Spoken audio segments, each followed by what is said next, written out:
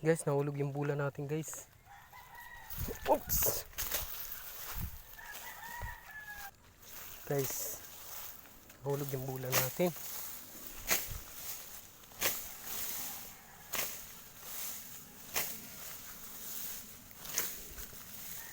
Sasin.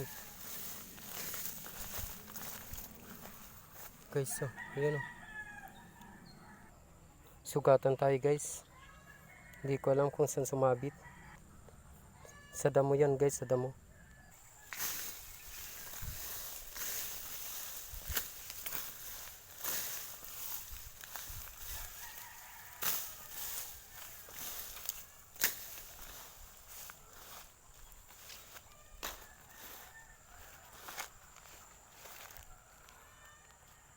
Yun lang guys, hindi natin alam saan dito yung mababaw.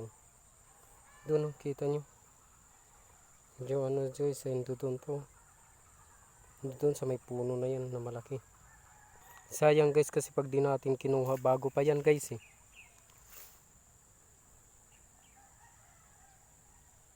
Yun o, kita nyo pa yun. Kikita na yung ano. Diba? Kakaligo tayo nito, wala sa oras guys. Siyempre, pagka pinabayaan natin, sayang din yung baba natin dito guys. Kaya ako nandito dahil inaabangan ko. Siyempre, langoy na lang natin guys pagka ganun, diba? Kaysa naman pabayaan natin, sayang dahil nandito na tayo, nag-effort na tayo guys. Na-standby siya doon guys sa may ano, yun, sa may kanto na yan nakikita niyo po. Guys, andito na tayo. Ang bango ng tubig guys. Hindi mabaho. Guys. Siyempre, sayang po pag di natin kinuha. Ano guys, oh. Ito guys.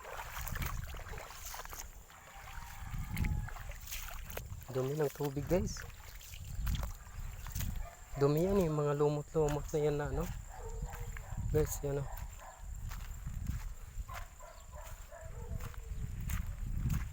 Yan guys.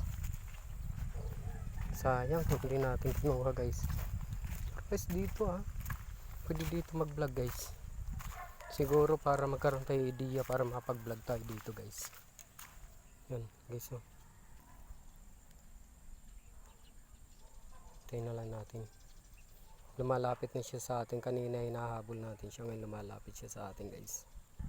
Baho guys. Yung amoy ng tubig. Pero guys, alam niyo po ba dito sa natatayuan ko pagka masamang panahon like bagyo, apaw yan guys hanggang dyan sa riprap na yan tubig. Halos sumabot yan guys dun sa may poste na yan yung tubig sa ibaba. Hindi naman po sa ibaba guys. Sa ibaba wala na, hindi na makita mga kabayan dyan guys. Yan o. Yan si Bula, pinahirapan mo ako.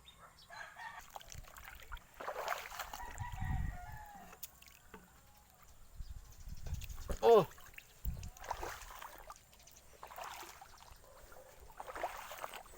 Guys. Tapos nahulog na naman no.